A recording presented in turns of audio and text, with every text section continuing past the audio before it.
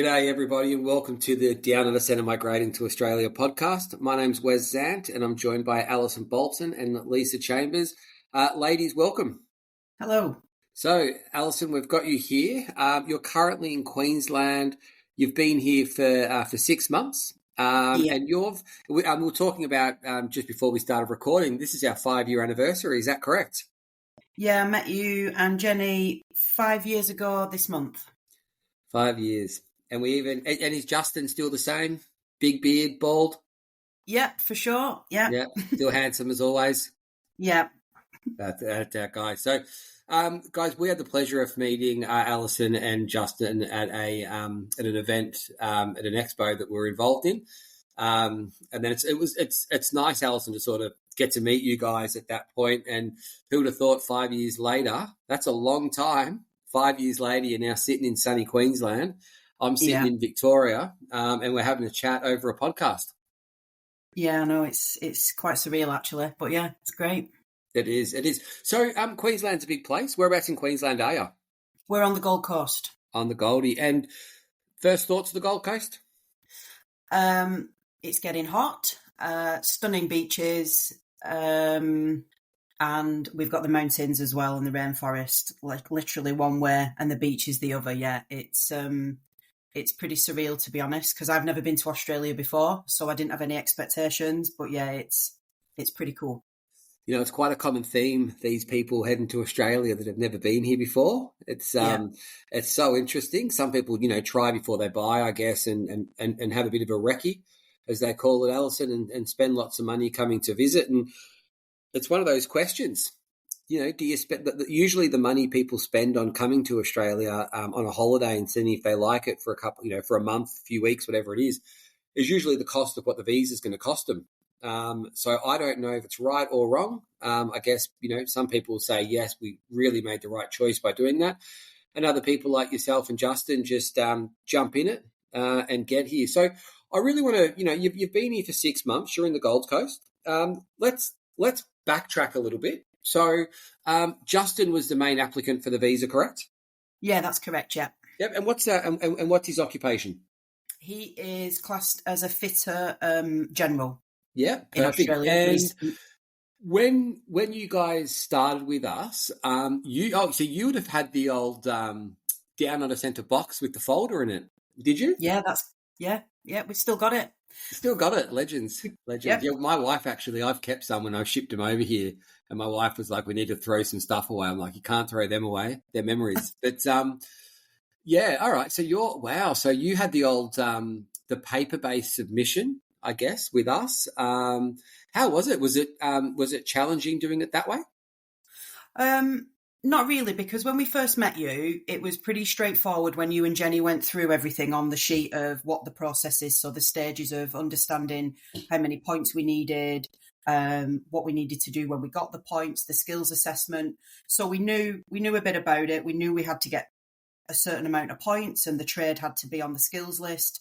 But then we didn't realise that there was everything else involved, like the English test and the skills assessment, and how long this process takes. So by you guys going through all that and showing us that the flow of what we needed to do in the stages was brilliant. And at that point, because it was so straightforward how you explained it, we were like, right, we feel confident going with you guys that this is what we want to do. And then when we made that decision, you sent us the box and basically said, these are the stages you need to do it in. This is what you need to do. If you've got any questions, please call us, which was great because as we now know, and probably lots of people listening to this will know if they're at our stage or a bit further on, it is massively overwhelming of what you need to collate and the information that you need just to go through each stage. So for you to give us the folder in the box with the guide of, right, this is what you do at this stage. Any questions, give us a call. We couldn't have asked for any more. Well, now we do it online. We have what we call as the client portal, and it's really cool because it's like a message system. So if if it's 9:00 at night and you're in the UK, the Aussie team can even pick it up if someone has a question. So it just speed things up. Alison, where are you from? Originally near Manchester. So near Manchester. So are you a northerner? Is that what you referred to? Yeah, that's me, a northerner. Yeah. Yeah, because you say now a little bit funny, a little bit different. Yeah, I'm finding that. lots of people where I work don't really understand what I'm saying. So I I'm understand having it. to I change just my thought accent a little bit. I really like it. We actually did quite a few shows down. Well, we did one in Manchester, the Victoria Warehouse. Do you know where that is? Mm, Yeah, we did yeah. an event there. That was awesome. Did you guys go to that event? That was 2000 that was just before the pandemic. No, because we actually I come from near Manchester, but we actually live near Southampton. Okay. So we were always closer to you guys in London. All right. Yeah. Yeah. Okay. Excellent. All right. So, and how did it go? Was Justin hands on with with getting the documents, or was that your part mainly, Alison, for the skills Yeah, assessment and visa? that was my part. So Justin just did what I asked him to do because he's definitely he's the maintenance guy, loves tinkering with engines and anything mechanical. So then it was down to me to do the administration part. So we just did it together, really. I did all the admin bit, looking through the folder. This is what we need. And then he'd go off and get the videos and the photos for the portal at the time, the DUC employment Oh, hub, for I the think it employment was. hub. Yeah, so he uploaded all his videos and photos to that, and then he submitted them to you guys, ready for the skills assessment. And then he just basically he jumped through the hoops when I presented him with all the information of what we needed. So I did all the administration bit, really. Yeah. Now that's good. It's I like it is. We talk about this on lots of podcasts, and I think it's good to sort of understand a little bit about people's journey and everything like that. So, all right, skills assessment done. He did his English test. How did he go with his English test? Yeah, hated it. He had to do 5 of them. Yep. Because he tried the IELTS first, wasn't really comfortable with the whole handwriting, speaking to a person face to face when he was doing the speaking part. So he opted to then change to the PTE. And he was always getting the lower level, but because of our age, he had to try and get the full, I think it's superior in the marks, the highest marks you can get on the English, to try and get his points. Yep. For the 190 at the time we were going for. So he did I think he did 4 PTs and an IELTS, and he was always getting the lower level marks. And then unfortunately in November 19, a year after we started, the Australians changed the skills list and the 190 was taken off the table for us for that particular trade as a fitter. So Jenny then said the only option you have is the new 491 visa, which she said, you've got enough points for that already without doing a high score English test. So we did 5, Justin did 5 English tests unnecessarily, but we didn't know that at the time. That's just how it panned out. Yeah, so, our friends at immigration like to move the goalposts. Good, absolutely. Like good on him though, Alison. Like, what drove him to do it 5 times if he's never been here? No, he's been here on a working holiday visa before, so he'd been to Sydney. Okay, that was 15 years ago now, but we knew it was to do with the age. So obviously, the older you get, you lose points, and we weren't in a position to go in 2018 when we started, because I was in the army. So we knew we couldn't go till 2020 anywhere. And you and Jenny had said, well, it'll take approximately 2 years to get your visa, because that's just how long the process can take. Yeah. So we knew that. And he's not, he has a massive fear of like academic stuff, probably like lots of skilled guys do, with the hands-on roles. He's not an academic type guy. He's not, he can read and write, but he's just not an academic person, and he had a massive fear of it all. So we had to do tons of revision. And it was this was the driving factor now. So we'd got his skills assessment. We'd done everything we could. It was just getting these extra points to get that 190. So we had to keep doing it. And he kept doing it. And then we got the last one he did, he was actually 1 mark off. Oh. And that was pretty soul destroying for him. So we got it reassessed, remarked. But they didn't change the score. So we paid to get it remarked, and they just said, no, we're not changing it. It's staying the same. And then the rules changed anyway. So you can imagine our frustration, because that's not just about him doing the test. That cost like over £1,000 just to do those tests alone. Yeah. But when I see people on the Down Under Centre Facebook group, losing, the will to live with the English test, you've just got to keep, if you have to do it, you'll just keep trying and doing it and you will succeed. It's just keep going, but it can be disheartening. We did get there eventually. No, good work. Well, it's hard, and because as tradespeople, we generally don't read and write as much as people in offices, and therefore we sort of, lose that bit of confidence and get a little bit worried. And it's interesting. Some people I'll speak to, I think, they might struggle with the English test. They come back and nail it, and other people I'm quite confident with can come back with a lower score than what we first thought. So the listeners out there, reading, writing, speaking, and listening, it's not teaching you how to read, write, speak, and listen again. It's teaching you how to pass the exam. We've got tutors and all that can, that can support clients. But Alison, so we've chatted about the skills assessment. Did you come down with him? He would have sat his technical interview with us in London? Yes, he did. He came to you guys in London to do one part of it, I think. And then I remember him having a Zoom meeting with a guy over here in Australia at the time, because it was done by Zoom, I think, or Teams.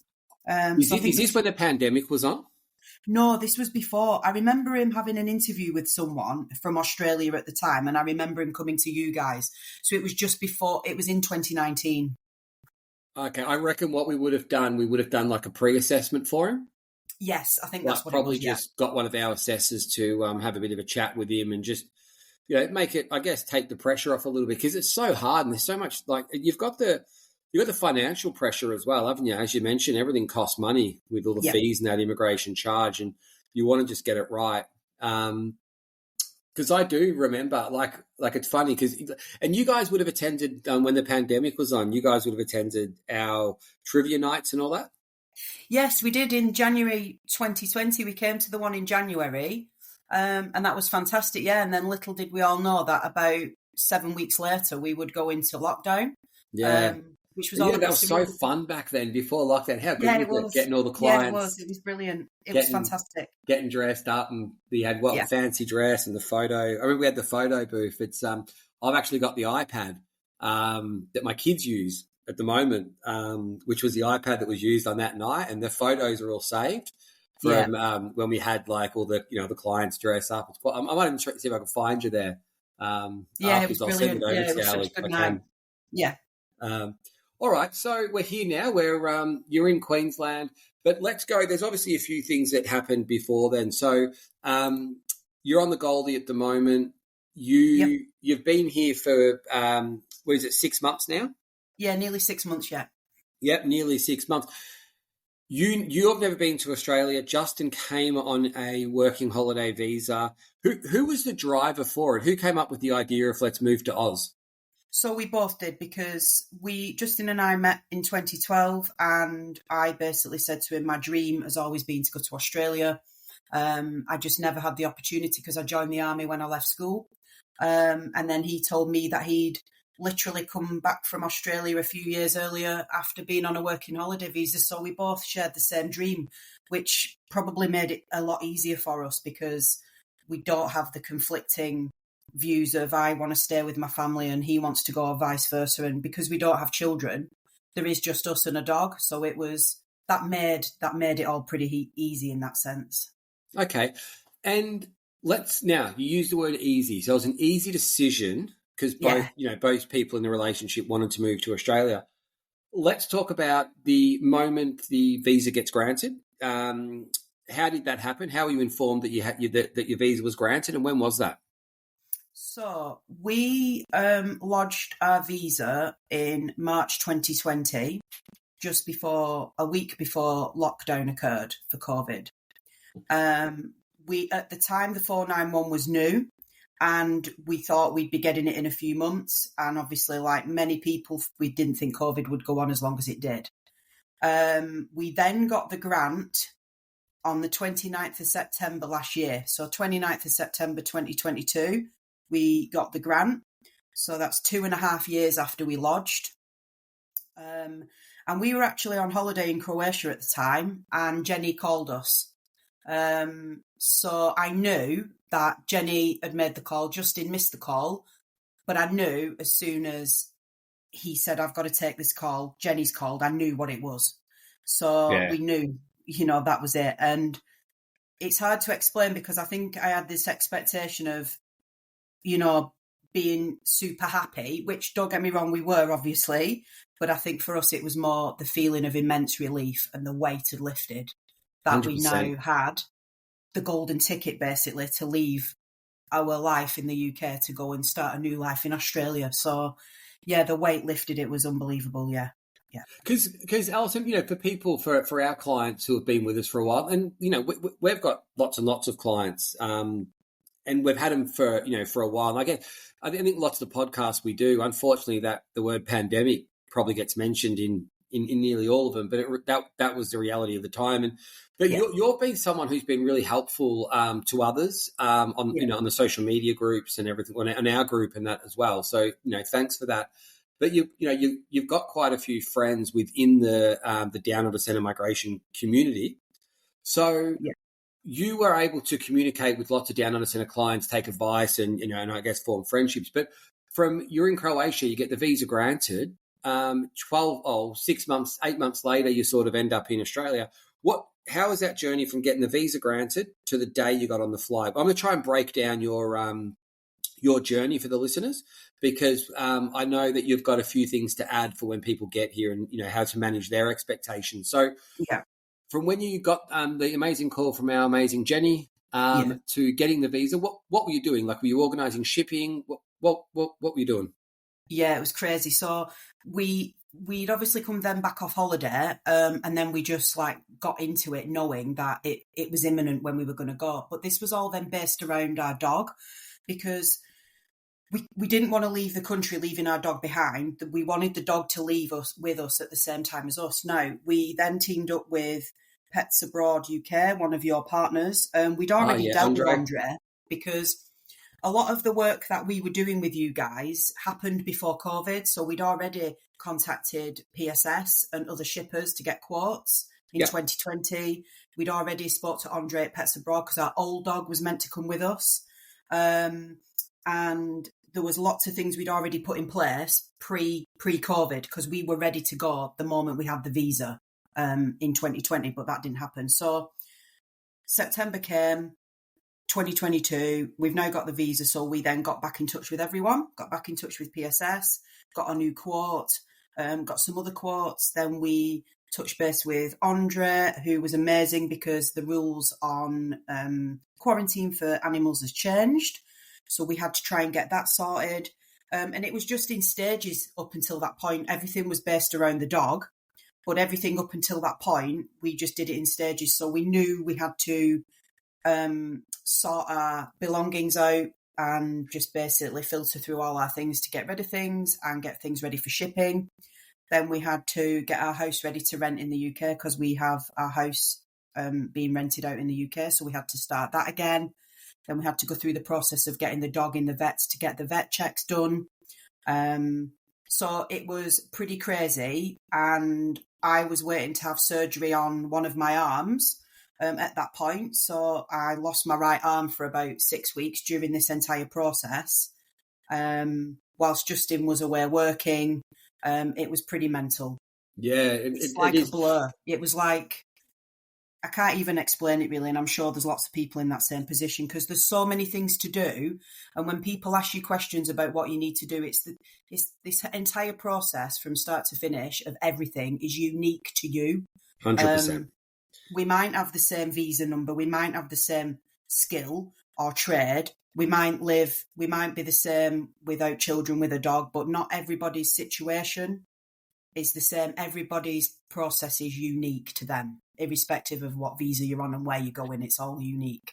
Yeah, there's a lot of generalization, generalizing. I don't even know how to say that word, Alison, but on the on social media and all that stuff, because people think, oh, I'm an electrician, what do I do? How do I do it? And everything. Yeah. It's so different. It doesn't wind me up, but I just think, geez, some people are giving some advice that's just totally wrong. Yeah. And people are I'm different to Lisa. I'm different to Ayla. I'm different to you. You're different to all these other people. We're all so different, and how we want to do things and what our values are and what we, Yeah. what's important for other people. So, I mentioned earlier for you, you're happy to sort of, spend lots of money on getting visas and all that sort and come to Australia and give it a crack.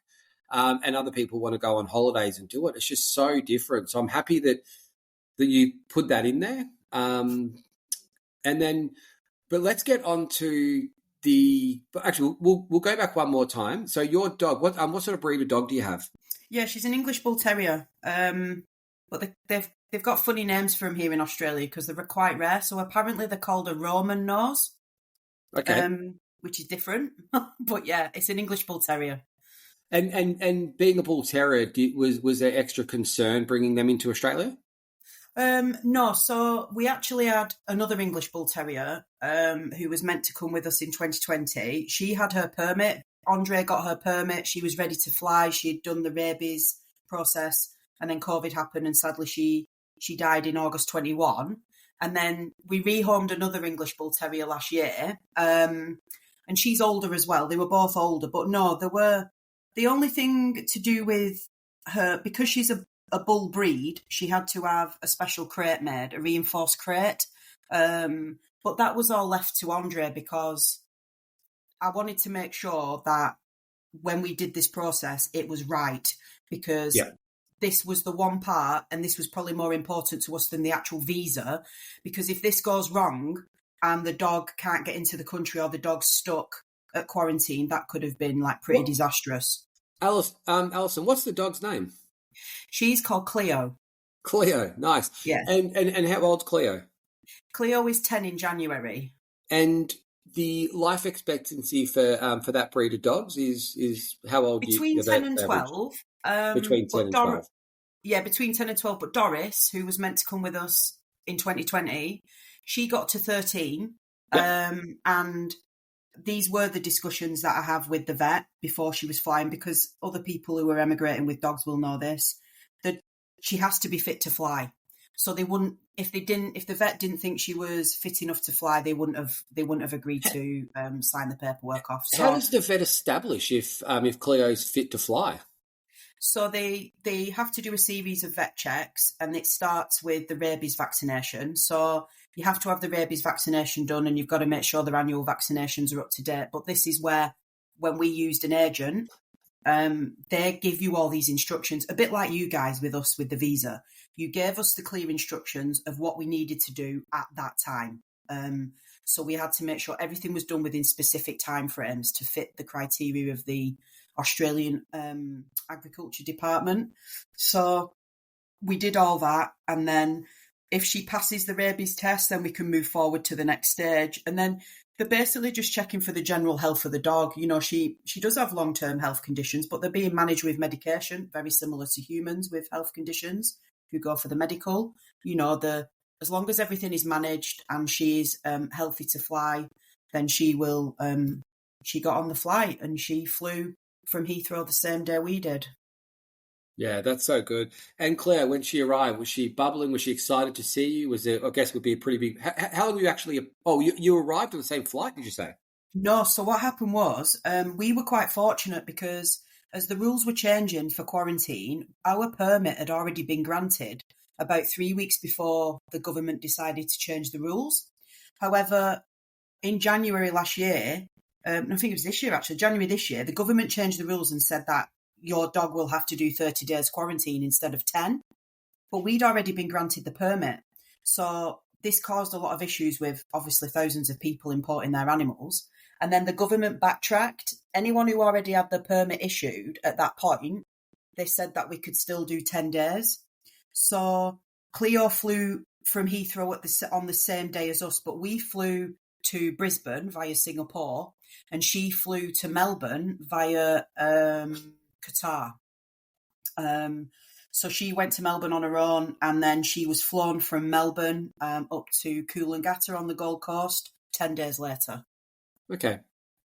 And Cleo's like, and the dogs are adjusted? Do you reckon it knows the difference? Yeah, for sure. So she adjusted a lot quicker than I thought she would. I think she was a bit stressed out after the flight. She's an older girl, and she obviously doesn't know what's going on, but which all animals will do, which must be quite stressful for them. But I think my experience of the process, that was probably the most worrying part for me, was her on the flight, just making sure she got here okay. I was contacted by Pets Abroad UK when she got here, and then Quarantine contacted me to let me know she'd arrived. And then I checked in with her halfway through the 10 days to make sure she was doing okay. They will always contact you if there's any issues anyway. Okay. And they basically say if you have no news, it's good news. Okay. And then she was flown up to us on the 10th day. I think she settled pretty quickly, to be honest, a lot quicker than I anticipated, as I mentioned. And then did Cleo get a passport or anything? Say that again, sorry. Like, did Cleo get like a passport, or do they give you do they send you photos and all that? Well, or anything? They do. Some people got sent photos at the animal reception centre in Qatar. We didn't get one for Cleo, and this is where we go back to everybody's. You know, when you talk about everyone on social media, they all go through the same process, but everyone's process is different. Yep. I think we have these expectations that if the last person had the photo of the dog, well, why didn't I? There must be something wrong.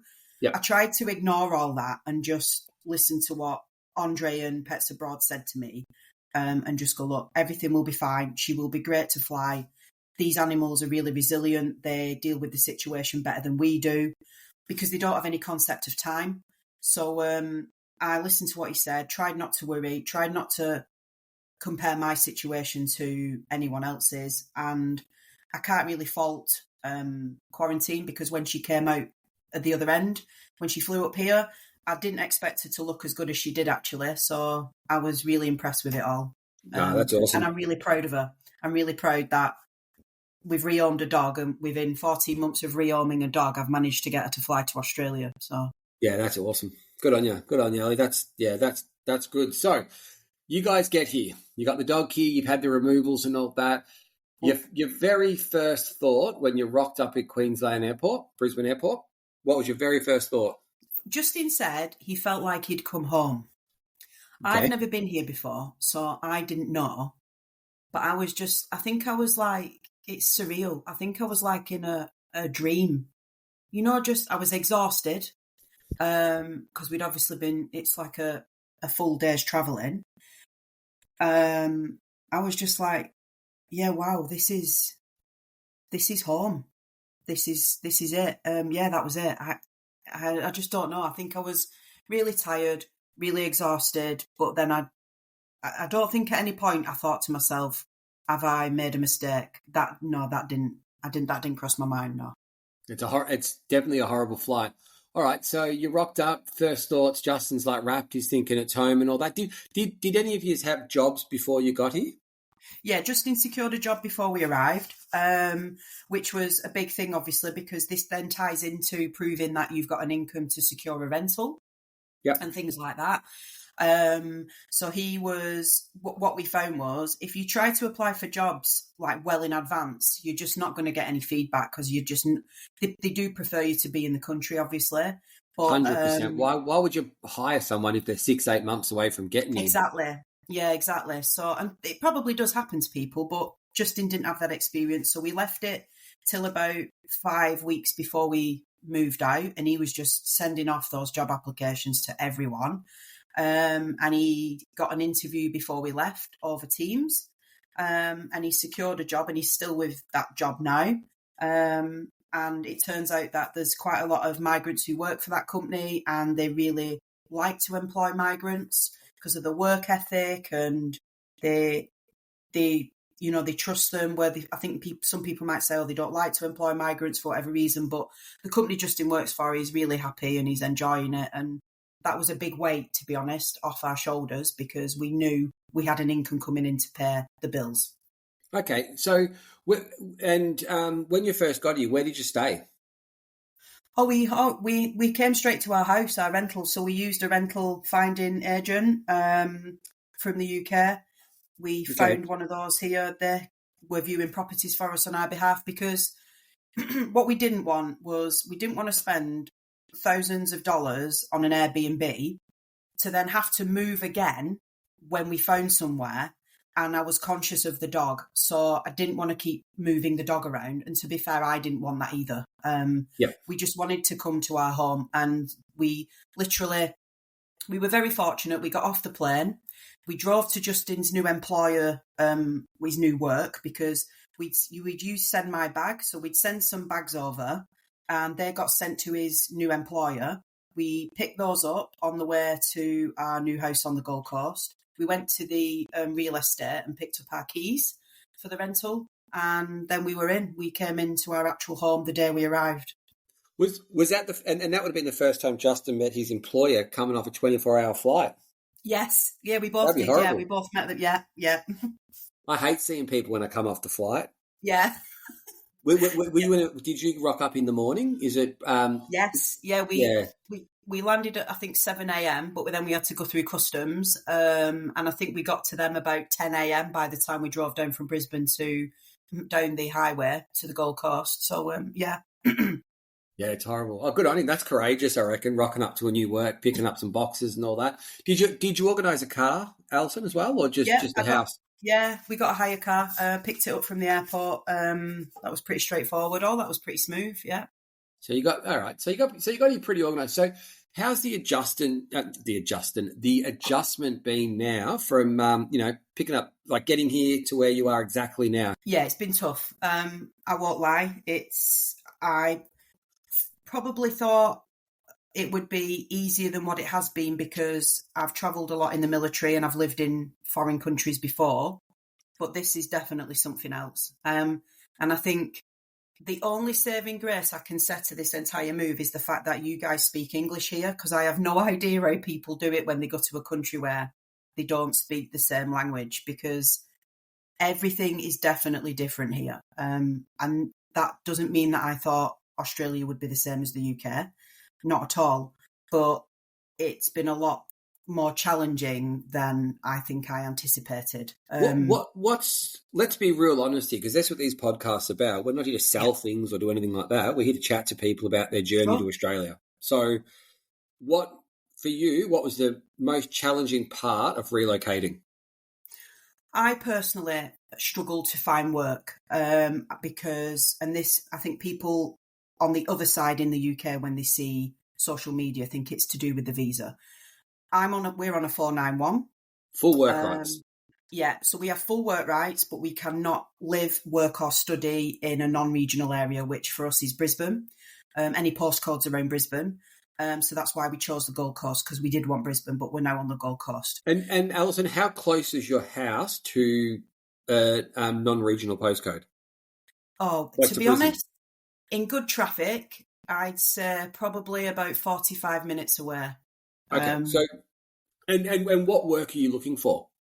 So I trained in the UK in health and social care, and I worked in mental health before I left. So I had the qualifications for that, but I didn't have a degree.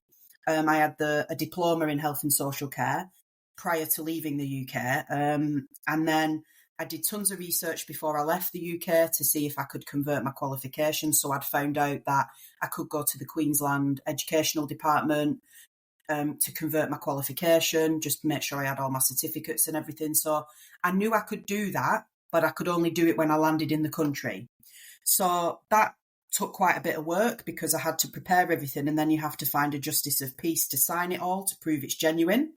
So you go through all these processes, and then I sent it off to the education department, and they came back to me and said that my qualification doesn't fall within their framework. So my UK qualifications actually don't mean anything in Australia. So I was utterly devastated. And then I was told when I was applying for jobs that I would have to go and do another course, which would probably cost me about another $7,000 just to get a chance at being interviewed for these roles in hospitals and GP surgeries for mental health. And I refused to do it because I'd already spent that amount of money in the UK becoming qualified. So that was really disheartening, and that was tough for me. So when I talk about the visa, people think, oh, is it you can't get work because of the visa you're on? That was nothing to do with it. Yes, I was asked what type of visa I had, but it wasn't about the number. It was about whether I had full work rights or not, as you mentioned before, Wes. And I do. 491 full work rights, but yours is a technicality where, like, we did an upskilling podcast with Paul, and people don't understand. You know, you're a perfect example again, Alison, on this, because you don't know what you don't know. Did you Exactly. Did you feel that when you arrived in Australia, it would just be a normal transition to get your qualifications transferred to the Australian qualifications? Yeah. And when I contacted the Queensland Educational Department, because that's another thing people need to be aware of, is there is an Australian department, but every state's got their own version. So I had to get referred to them. And then when I went to them, they said, yeah, you just contact us when you get here, fill out the form and send it off. There was no access to any framework like database for me to cross-check if my qualifications would match before I left. Because if, like you've just said, what you don't know, you don't know. And if I knew then what I know now, I probably wouldn't have got those qualifications in the UK. I probably would have waited till I got here. So Alison, you got those qualifications specifically from to do this career in Australia? Well, it was what I was going to do when I left the army anyway, because I was going to go to university to train to be a mental health social worker in the UK. But Jenny explained when we met you in 2018 that if I was to do that degree in the UK now, because your education system here is different, you do a 4-year degree here. They only do 3 years in the UK. So if I'd have done a 3-year degree in the UK and then waited to get our visa, I still would have needed 2 years experience on top of that to make it transferable here, which then would have taken us over the cut-off age of 45. So that wasn't even an option for me. So I already had my diploma to get into my A-levels to get into university in the UK, which I think can still allow me to get into university here in Australia. However, I can't study in Australia as a resident until our visa is converted to PR in 3 years' time. Correct. So it's lots of hurdles, Wes, lots of hurdles. And I just felt that I was coming up against hurdles every time. So you were trying to get into a particular industry. So what work are you doing now? Well, I actually now work for the Animal Welfare League Queensland, and I support individuals who are hospitalised with physical and mental illness, looking after their pets. So nice. I do something totally different now. And do you like it? Yeah, I love it. I love animals. You know, I have my own dog. I absolutely love animals. And I actually started off working there as a manager in the reception of the veterinary clinic. I was the manager of the veterinary clinic. Because that's my previous experience from the military as a manager. But then I found that I was working longer hours there than what I did in the UK, and that was not the reason we came to Australia. All right. So I transferred role within the organisation, and that's what I do now, yeah. And how long have you been doing that role for? Been there 3 months. Okay. So you've got settled. Justin's still working at the place that he started with. What else has been challenging? So, little things like this is really interesting now, because you'll know this and you'll see it from Facebook and other social media sites. People always talk about everything up until the point they get on the plane.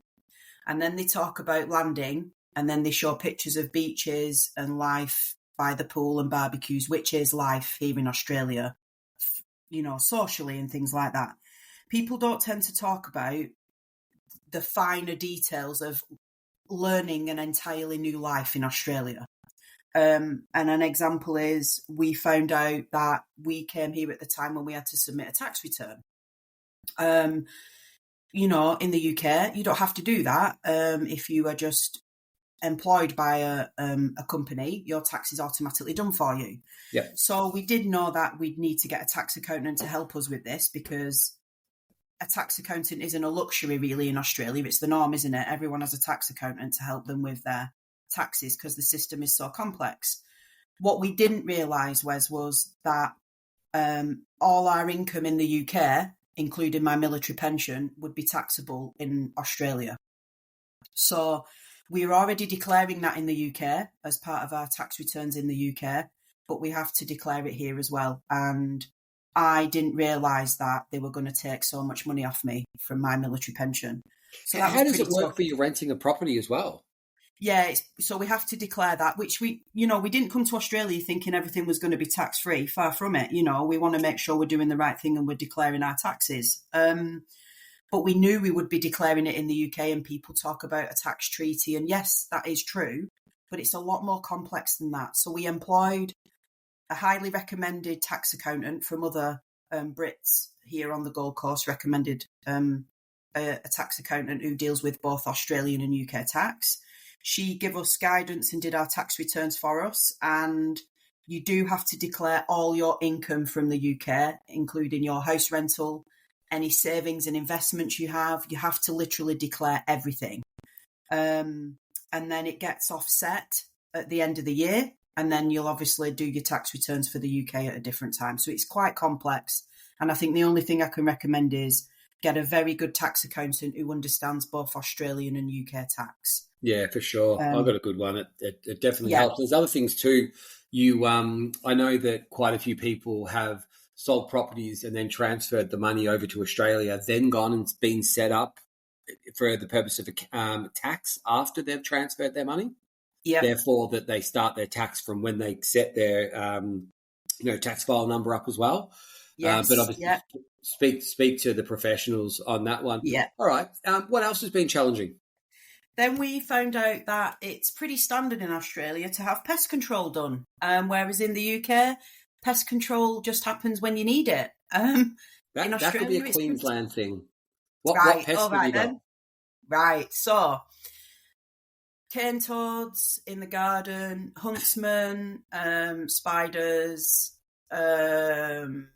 lots of other frogs. What else? What else have we had? Yeah, lots of different types of spiders. Our neighbours had rats at one point. Oh, wow.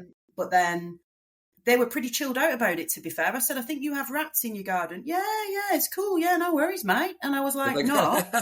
Have they got fruit trees or something? No. I said, we live where there's bush behind our house. And I've been told that if there's rats, there's going to be snakes. Now we have lots of poisonous snakes here in Queensland. And then they just said to me, yeah, don't worry about it. I'm a snake catcher. I went, thanks. That's not very reassuring. I'd just rather you get rid of the rats, thank you. But by all accounts, when I tell people at work, people just laugh at me because they're like, well, welcome to Australia. This is normal. Yeah, well, look, it's a to me, that's a Queensland. Like one time my son found a tiny, tiny little mouse in our pool, being dressed as Count Dracula, which was hilarious. But where we are in Vic, we've got no frogs. We might get like a little green frog, but no cane toads. Yeah. But I guess you must be a bit anxious though, because as you say, the snakes eat rats, and your rats are next door. Are you on a decent? Are you on like the house that you're in the UK in? Is the house in Queensland bigger, smaller, easy to use? What's a preferred house? So it's bigger than the UK, which it's one story. It's a one-story detached house with a garden all around it. We did want a swimming pool, but then we didn't get the house we wanted when we went for the rental, and there is still a challenge with housing at the moment here, trying to find housing. With the rental crisis, there is still issues with trying to find housing for people. We're not that bothered about the swimming pool because it's just an extra expense and we probably wouldn't use it that often. But everyone's different. They want different needs. We have the biggest bonus we have, which we're really pleased about in the house, which I recommend people do have, is air conditioning in Queensland for sure.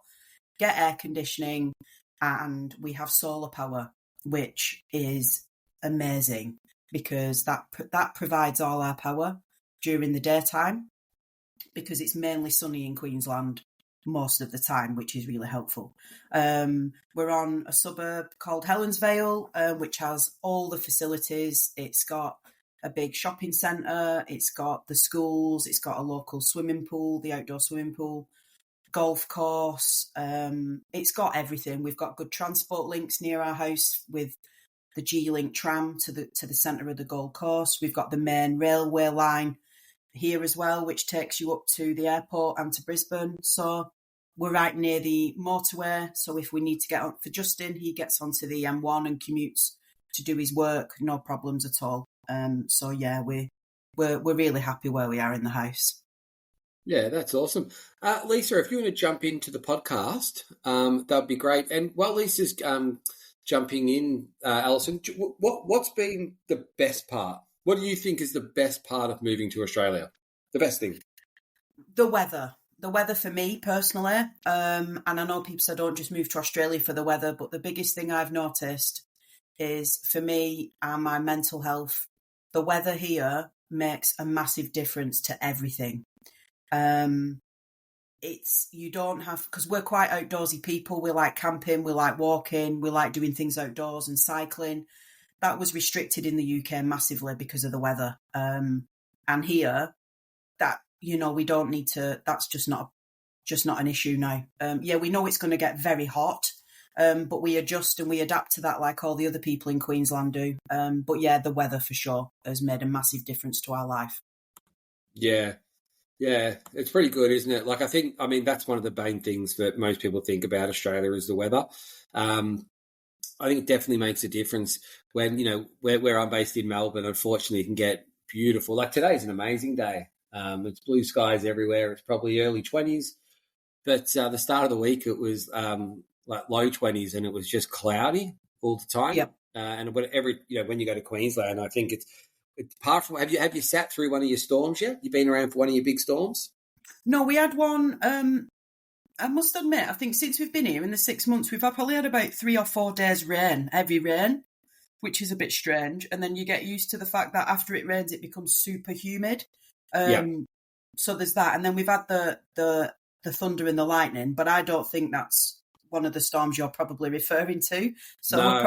we're probably gonna get used to that soon. Yeah. Yeah, I'm talking about the storms where you get like hailstones the size of golf balls and everyone's cars are smashed up. We were talking about that at work yesterday, and they said you'll get lots of warning apparently on the radio and the news, and then they just said, make sure you put your car in the garage just to protect the roof. So these are the things that people don't really talk about, and that you do need to know. You start living here, you just get used to it. It's our lifestyle, isn't it? Totally different life. Park undercover. Yeah. You learn the hard way, Alison. If you don't, yes, that's true, Wes. The car will learn the hard way, that's for sure. And you mentioned your work colleagues and everything. Like people, obviously, you have quite a strong accent. We touched base at that at the start of the podcast. Yep. But let's be honest. There's English, Irish. There's Australia is very it's got lots of migrants, hasn't it? Yes. Yep. I think I have probably come across more migrants, as in POMs, British people, than Australian in my time here, for sure, in my short time here. And interestingly, you mentioned that about the accent. When I first met people, you'd hear people with a sort of Australian accent, but as soon as they heard me speak, they reverted back to their British accent. It was really strange. I was like, you don't even sound Australian. Oh no, I'm from London, or I'm from Essex or wherever. And I'm like, oh right. So we've met a lot of them here. There is a lot here. Did you go to any of the our Down Under Centre meetups? Have you been to any of them? No, because I think Tanya held one just before we arrived, which we missed that one.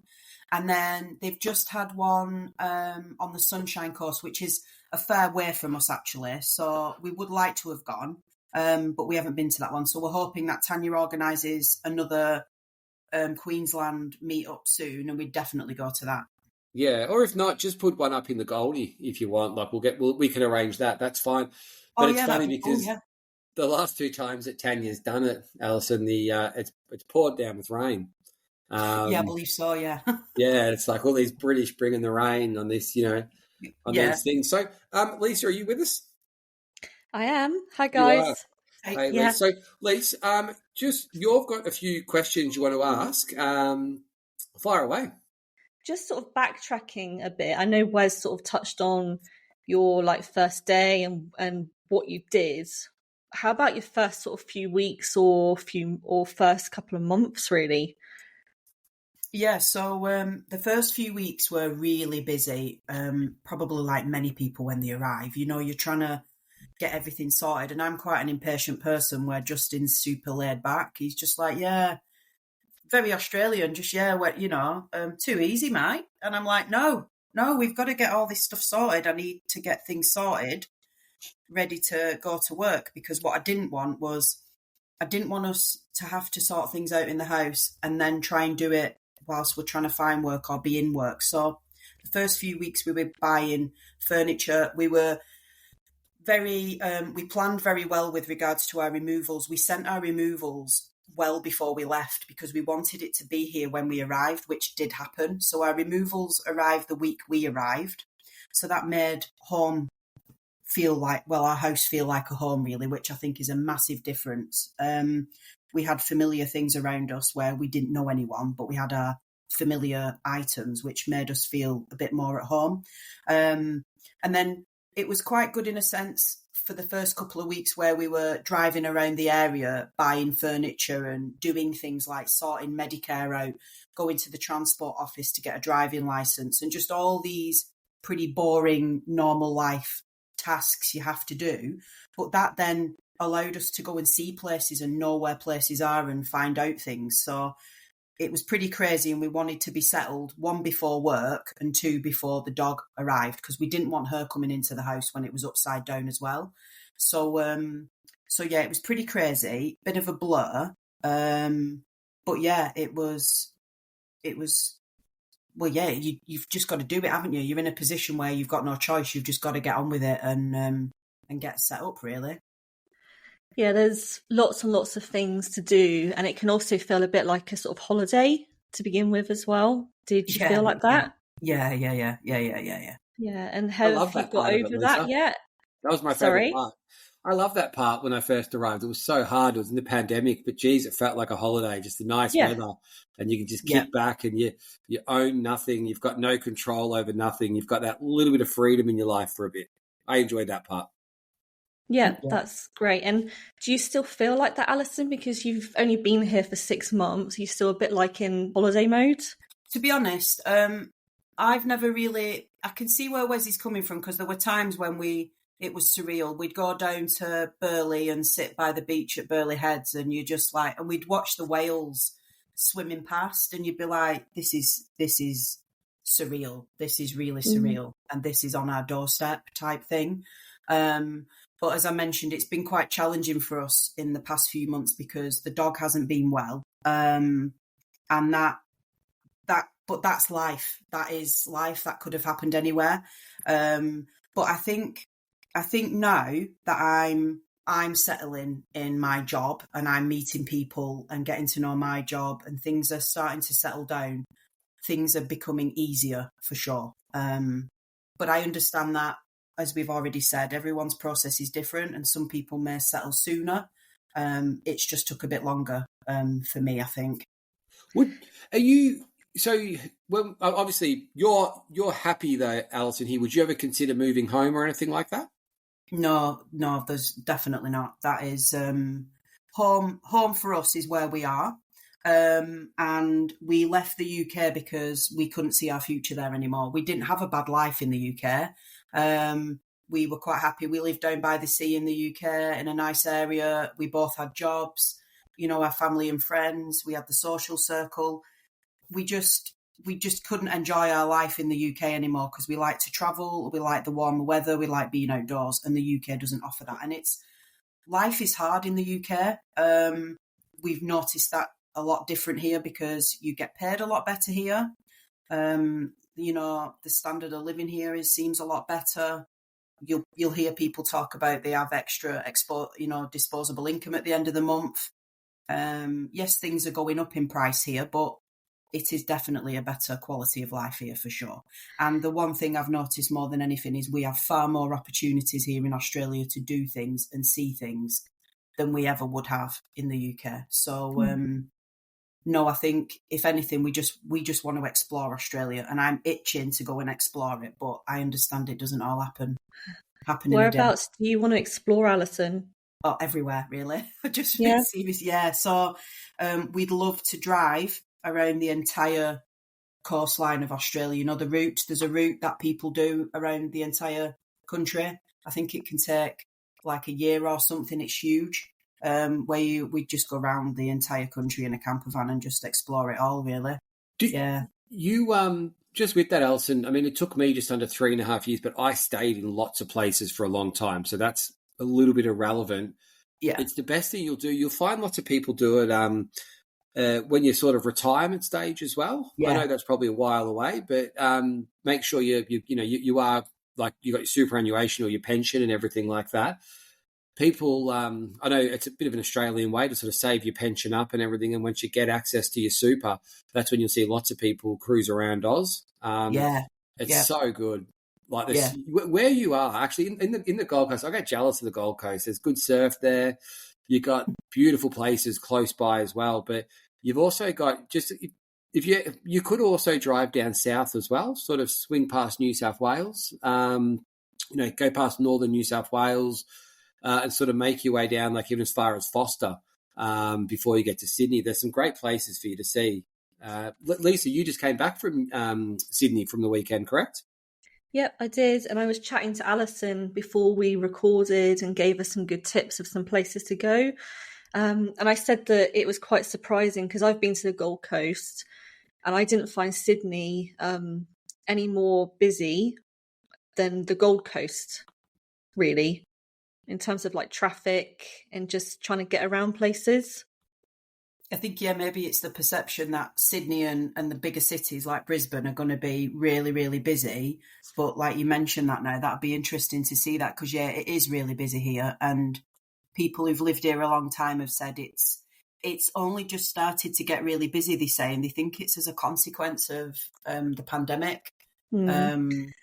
You will definitely enjoy Sydney. It's a great place. I can't wait. I can't wait to go. Yeah. Yeah. And so do you like beaches? Is that kind of what you like to do on your time off? Gold Coast is quite beachy.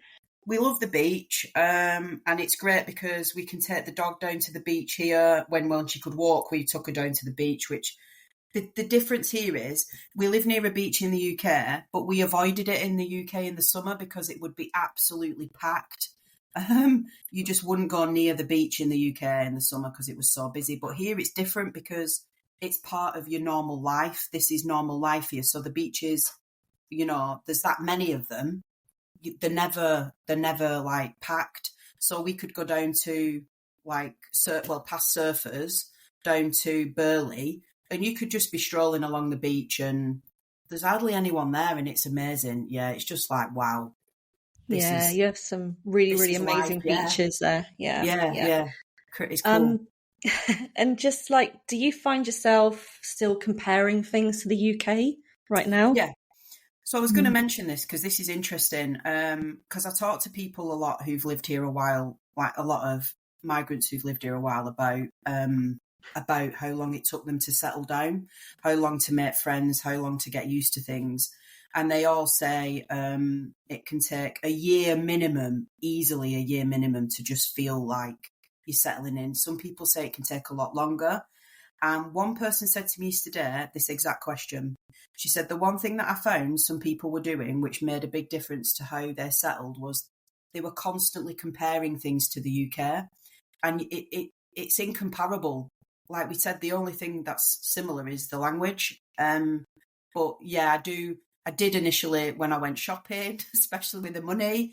But now, once you get settled in and you get into a routine of your work and you've settled into things and life is just life moving on, you sort of just gently detach away from that and just start to live life here.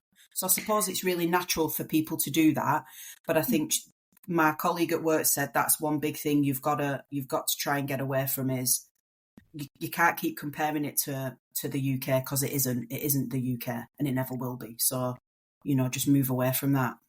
Yeah, your colleague is 100% right there because I think that once you stop doing that, you settle. I found that myself. I think it took me about 2.5 years to even 3 years because it's like building up the kind of routines as a family as well. Yeah. And just getting to know where to go at certain times, where to avoid when it's busy, what to buy in the supermarkets and stuff. It takes a few years and a few seasons to go through to be able to do that, to the point where it just becomes second nature.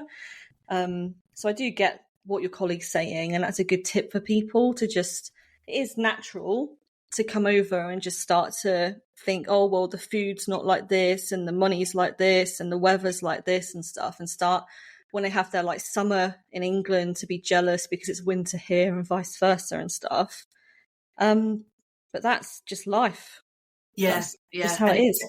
It takes time, and that's the biggest thing. It is, I think they think, how can I put this? It is stressful getting to the plane. It is super stressful getting to the plane to get out here, to get here. Or you can make it as easy or as stressful as you want. It is stressful. Bottom line, you are moving your entire life to the other side of the world in a different time zone, which is massive compared to where your support network is in the UK or wherever it might be. It is huge. But the work doesn't just stop when you get on the plane. There is still a lot of hard work to do when you get here.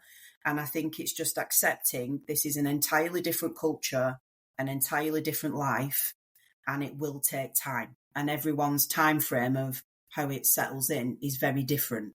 But I think in the main, most people have said a minimum of a year easily. And you've just said, Lisa, up to 2 to 3 years. And it's reassuring to hear you say that, because there are times when you think, is this how it's really going to be here? And then you realise you have the good days and then you have the bad days. But as you said, that's life. That would happen anywhere. It's just you're adjusting to an entirely new life. It is effectively everything new. Everything is new. Yeah, and things still go on back in England. So, people get married, your best friend gets married, your sister has a baby and you don't see your nephew and all that kind of stuff. And that becomes difficult. But how have you had things like that happen? How did your family and friends kind of take things? So they've always known. Justin and I are fortunate, as we said, this has always been like one of our lifelong dreams. It wasn't just a thought of let's move to Australia and see what happens. This has always been a lifelong thing for both of us. So we're quite fortunate. So our families knew that this was always something that was possibly on the horizon. My mum didn't take it very well, even though she knew it was always what I wanted. But because we started this process so long ago and then the pandemic got in the way, they had time to adjust. But I think secretly they all probably thought that we'd change our mind during that time. But we didn't. It was always happening. We never wavered once on our determination to get here. But they had that extra time to adjust to the fact that we were going, which probably gave them the extra time to think about it. And we just reassured them that we'll still probably speak to them. If anything, we speak to our friends and family more now than I ever did in the UK, because we didn't live near our family anywhere, and we always used to FaceTime them. So we do the exact same thing here. We have a portal on the TV where we can video call through the television, and I speak to my mum every week. I speak to my friends most of the time, and I think that's one of the easiest things we've found is being able to communicate with people on the other side of the world nowadays is so much easier, and we speak to them quite a lot. I think the only challenging thing is there might be times in my work day or in the daytime where I think I want to chat to my friend or my mum, but I can't because it's in the middle of the night there. But that's just us getting used to the time difference, really. But talking to friends and family back in the UK is probably easier now than it's ever been for people on the other side of the world. Yeah, you talk about being settled. I reckon it's like now being part of the footy club and a few of the other clubs and with the kids and all that, all their activities. It's definitely one way to sort of engage within the community and feel well. Like being an Aussie, but being away for so long, being in a community which I've never been in before. We're nearly 2 years, and this is definitely home for us. I wouldn't even move my house. I love it here. But Alison, thank you so much for taking the time to share your journey with us. And we might come back in 6 months and see how you're sort of getting on. Has Justin got a nickname? Are they starting to call him Gibbo or anything like that at work? Or Has he picked up any I think nicknames yet? he gets Pommy quite a lot. Does he? Yes. He would love it, wouldn't he? They call it, yeah. Well, he probably gets called lots of things, but no, he's fitting in quite well with all that sort of stuff. And I think one thing to say is everyone has been so welcoming, really welcoming and really friendly, especially where he works, because I think majority of them are migrants as well, and they always did say to us, we know what you've been through, we've been there. So if you ever need anything, just ask. And I must admit, I'm quite overwhelmed with how helpful people are at work, and how just people are really helpful. They don't want to see you struggling, they just want to help. And everyone's just really chilled out and laid back about it all. So I think... Sorry, Alison, I was going to say, as a culture, I actually believe that Australians want people to do good. They actually want people to do well. You want your friends and family to do well. Yes. Why not? It's not, you don't feel the pressure here of the competition. It is just, everyone's just really chilled out and everyone wants to help you. And I think that's the key thing for people in our position or are about to come out to Australia, is remember that you might not have your support network near you here from the UK. They always are at the end of the phone. But don't struggle here on your own. There are definitely people who want to support you and want to help you, and don't be afraid to ask for help.